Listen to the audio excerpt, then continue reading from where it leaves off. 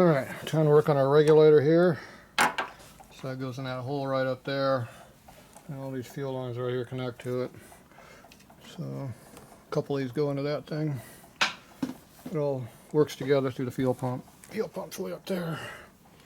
So anyway, this one had a diaphragm that took a crap. It's 30 years old, 25 years old, I forget how old it is. Anyway, this is a gasoline regulator. It's from BG. They used to be around back in the 90s. They got bought out by other people now. So anyway, this company here is making the replacement parts for it. So you can still keep your old regulators and not have to buy new ones. These are 180 bucks or so or better. So this one is made for gas only. And I run alcohol and nitromethane. So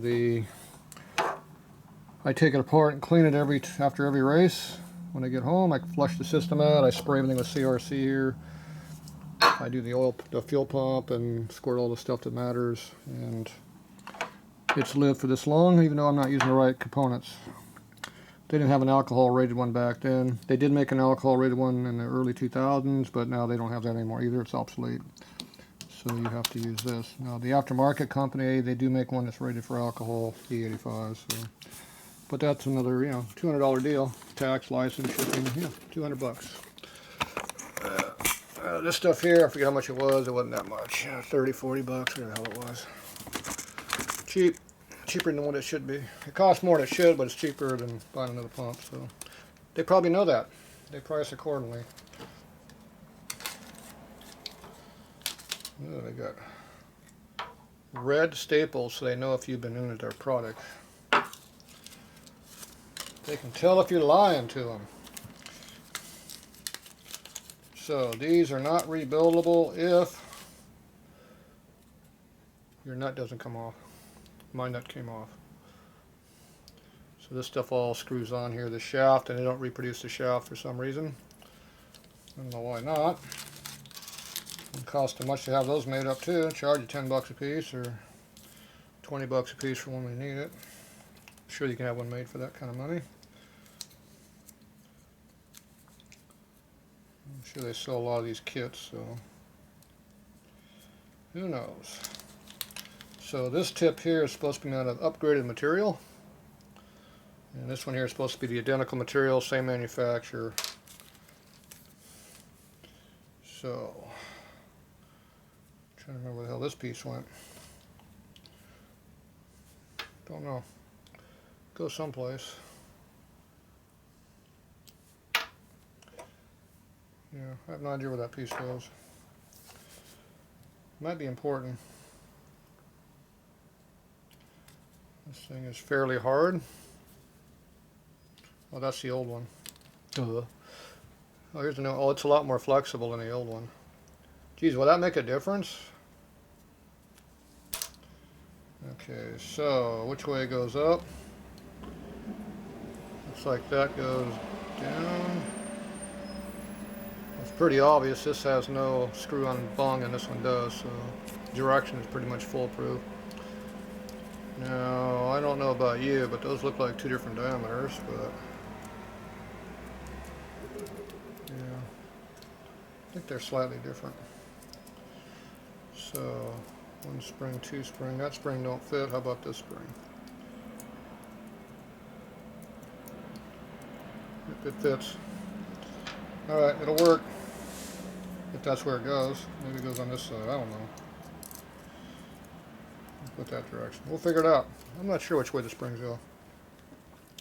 Pretty sure this long one goes on this side though. Like that. Pretty sure this one goes on the other side. Alright, so I remember that this disintegrator had taken it apart, but I don't remember where it was at. My guess it goes right underneath this nut where it's cupped. So.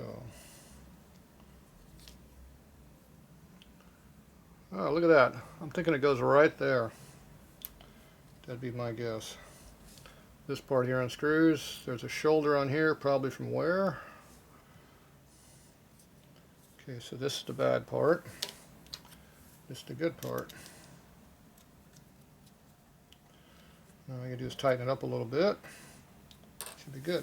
So I got one pair of pliers. Probably should have got two pair of pliers.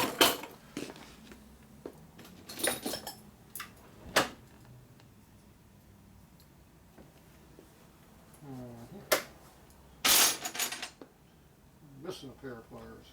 Yeah, that's the other pair. Pliers, lots of pliers. Alright. These are big ass pliers. These are small pliers. So, round to round. And this one just digs in.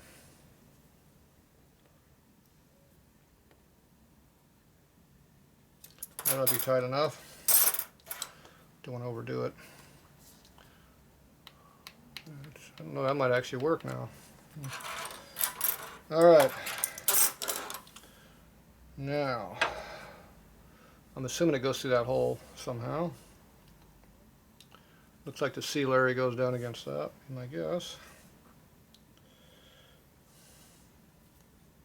No, it goes against the top. Now that's old and crappy in there. I wonder if I should try to clean that. Problem when you run the risk of cleaning stuff like this is you damage. So you gotta make sure you don't put anything in there too sharp that's gonna damage something.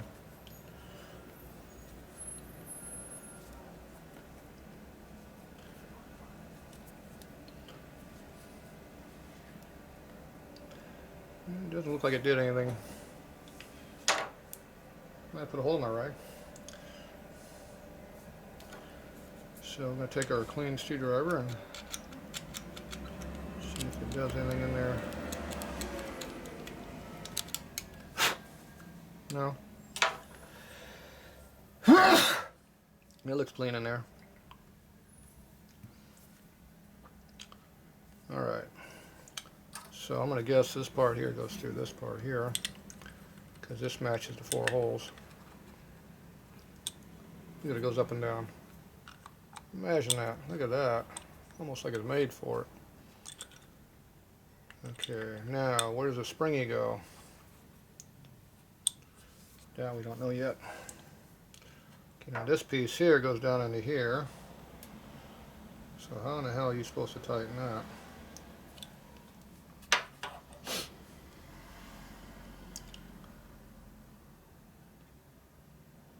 That has no provisions to torque anything.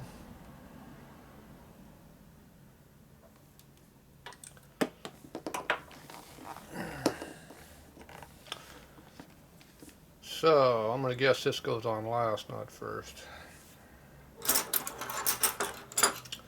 And when I took it off, I think that's what I did. That was a while ago.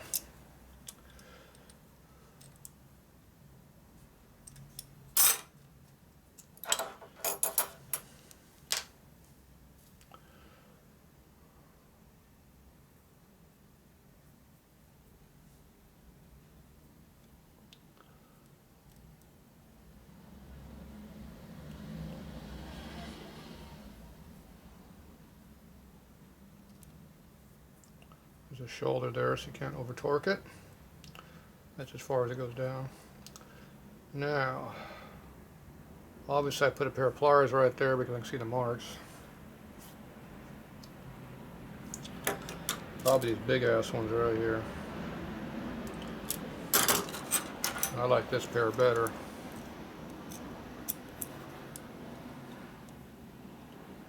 It hits more even in the plier. Okay, we're going to clamp on that a little bit. I'm going to tighten on this side now. Alright, that's now in there. Hopefully the edges don't cause any damage. I don't think so. There's a little burr right there. I'm going to knock it down with a file.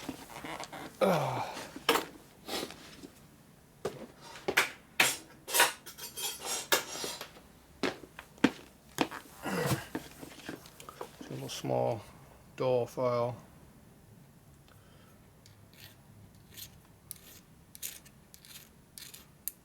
Knock off any burrs that might be on there. Still a big one. one right over here somewhere, right there.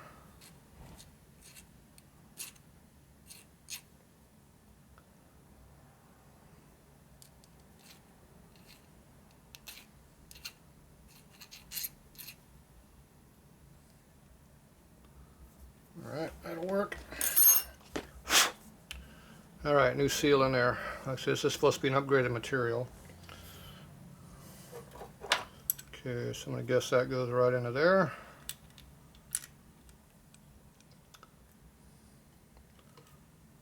Push it in.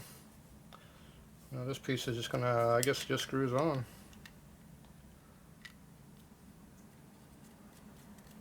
Like that. Probably some kind of a spring is going to be required in here. I'm going to guess this big ass one here. The one that kind of fits that part and this part. I'm going to guess that's how it's supposed to go. Except it goes on this side. Tighten that down.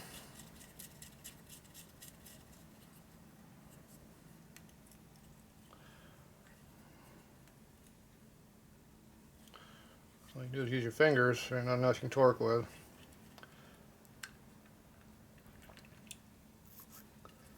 Okay, I'm going to guess that goes like that.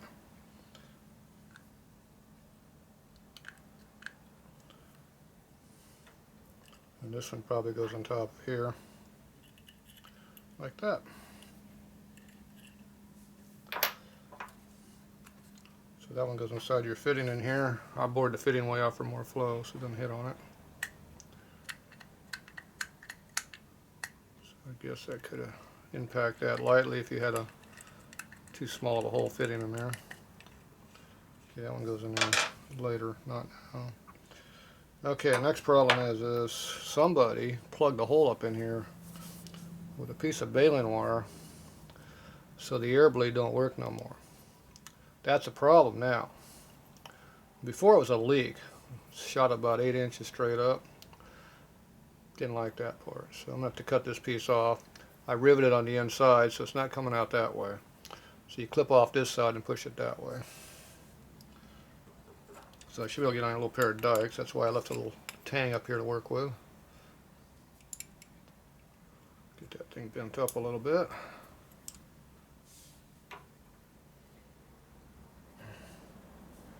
Like that. A little bit more. So need a bit more control so you get a pair of pliers. You always have more control with pliers than you do with anything else. You can control your pressure real easy, see? Whatever you need, just go. Make it nice and straight. Close enough. Now it's just a matter of pushing it through with a little punch and a hammer.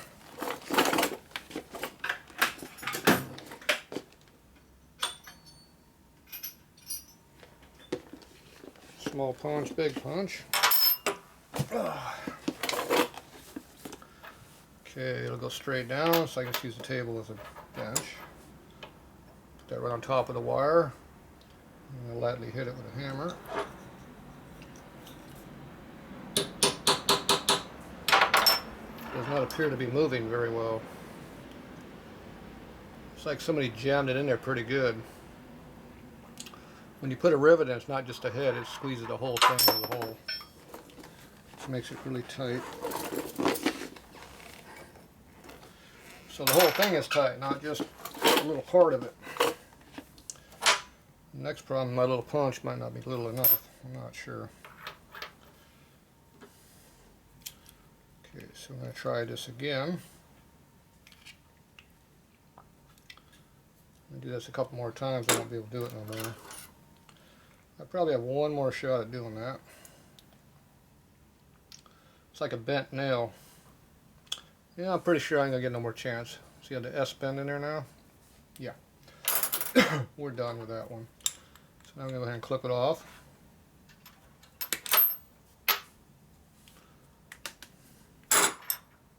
Clipped it. Now I'm going to go ahead and take the punch and try to push it out. Probably not going to work very well. Probably just going to wedge it.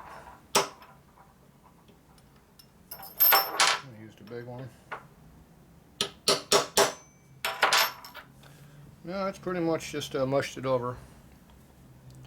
So yeah, it's pretty much pretty well plugged. Yeah. So that means we're going to try something different. Now, if I knew I was going to do this beforehand, I would have not done what I just did. I would have left the tang on there. I would have drilled it from this side and had something to pull with. But, you know, it is what it is. So now we've got to go in there and drill that sucker out of there. Because you ain't going to tap it out. And obviously this side ain't going to tap out. Now, we do have a small opportunity to do something about it. If we run a file across here and make it flat, then we can push it straight down. And we have pretty close chance. Plus you can actually see where the hole is when you do it that way. The problem is you're going to screw up your red finish because we're going to be filing on it. But you know, I'm alright with that. I'd rather do it that way than try to do it the other way. Alright, so we're going to get ourselves a little file. A little bit coarser than that one.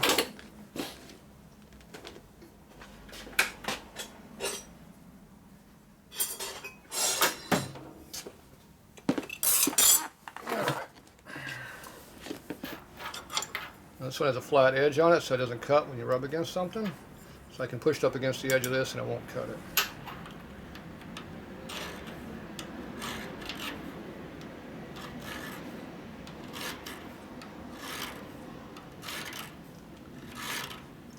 And see, we're just knocking that down a little bit.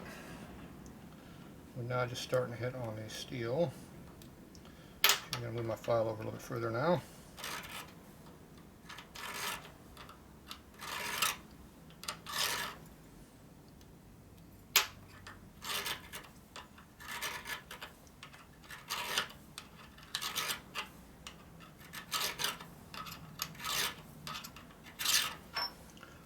Get closer. Gotta bring it down to flat though.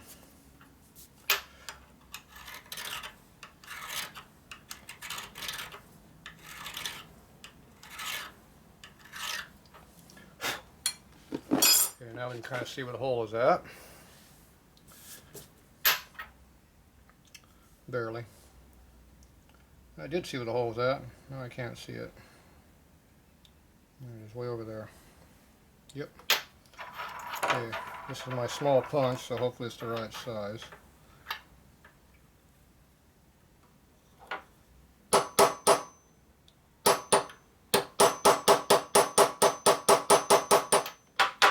ain't doing squat. It's bending the punch is what it's doing. Pretty hard hit.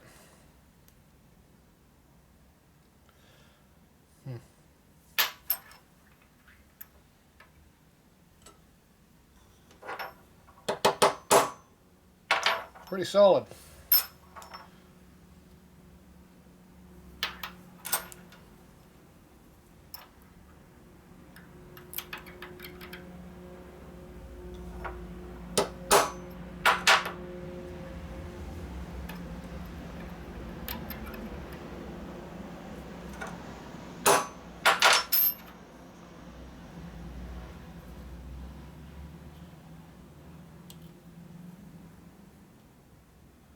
I don't think it's moved at all.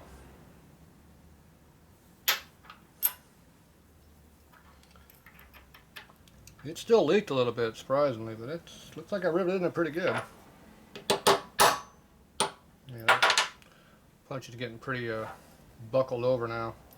Yeah, that one's that's gonna bend over all the way next time I hit it. Yeah, I think that has to be straightened now.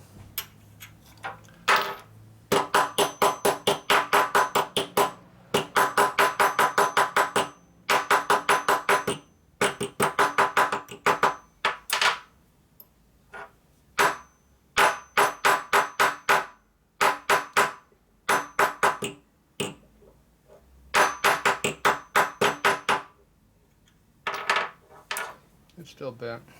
It's so small I didn't want to straighten that way. Usually when you hit it like that, it straightens them.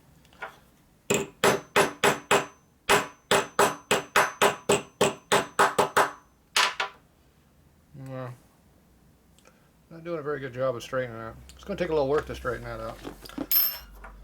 Well, obviously it's not moving. I can see where it's at. I'm going to go ahead and use something a little stronger.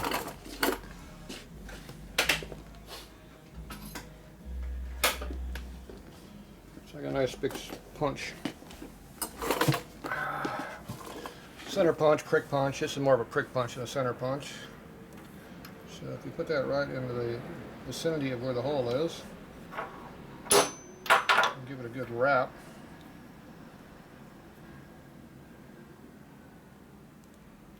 If you're lucky, you can punch that sucker right through. I don't think I hit it.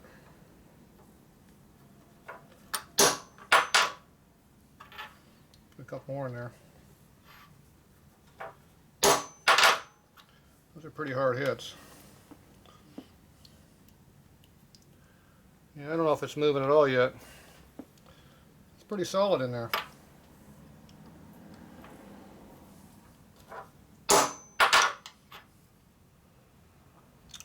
Alright.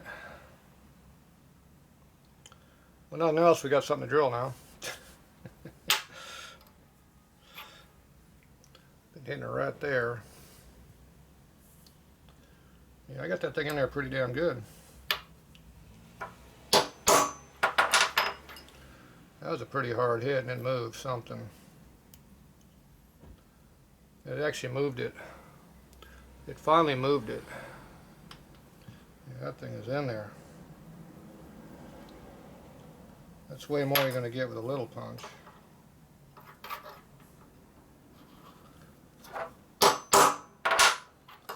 They're pretty hard hits I'm hitting with that.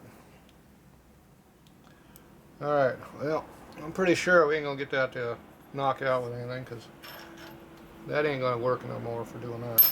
It's pretty tight. So I'm going to go ahead and drill this. So I'm going to take my little drill bit and we'll start drilling on that sucker, and eventually something's going to come out the other end. We just need a hole in there. Preferably I don't have a bunch of metal left over when we're done. So, alright, I'm going to go drill it. We'll be back.